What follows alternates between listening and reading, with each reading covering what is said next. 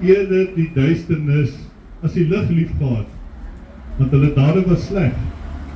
Elkeen wat kwaad doen, haat immers die lig, en kom nie na die lig toe nie, sodat sy dade nie aan die kaak gestel word nie.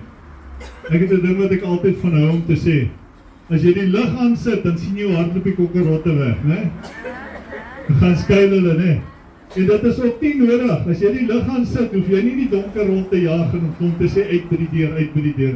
Jy sit die lig aan, daar gaan die kokkerotte en daar gaan die, alles wat verkeerd is, gaan sommer weg. Dieselfde gebeur as Jesus in ons lewe kom, né? Die kokkerotte hardloop sommer self weg. Al hierdie slegte dade in ons lewe, ons begin baie mooier praat, ons begin die lig kom aan, ons praat mooi, ons dien die Here, en ons laat ook nie toe dat daar om ons lelik gepraat word en lelike dinge gedoen word nie. Elkeen wat kwaad doen, haat immers die lig, en kom nie in die lig nie, sodat sy dade nie aan die kaak gestel moet word nie. Maar wie volgens die waarheid handel, kom na die lig toe, sodat dit duidelik kan blyk, dat sy dade in gehoorsaamheid aan God gedoen is.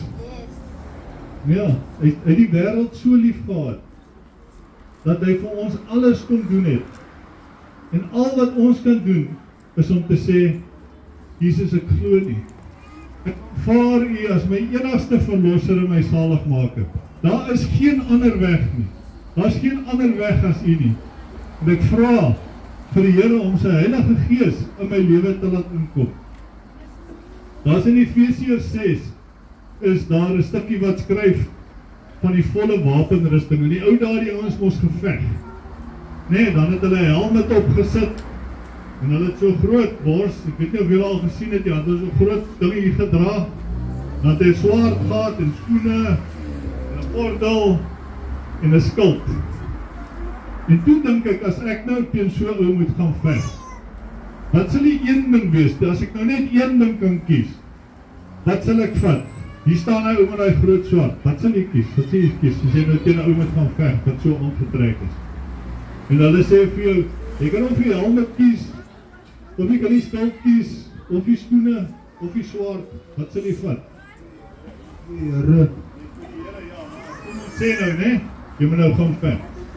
Ok.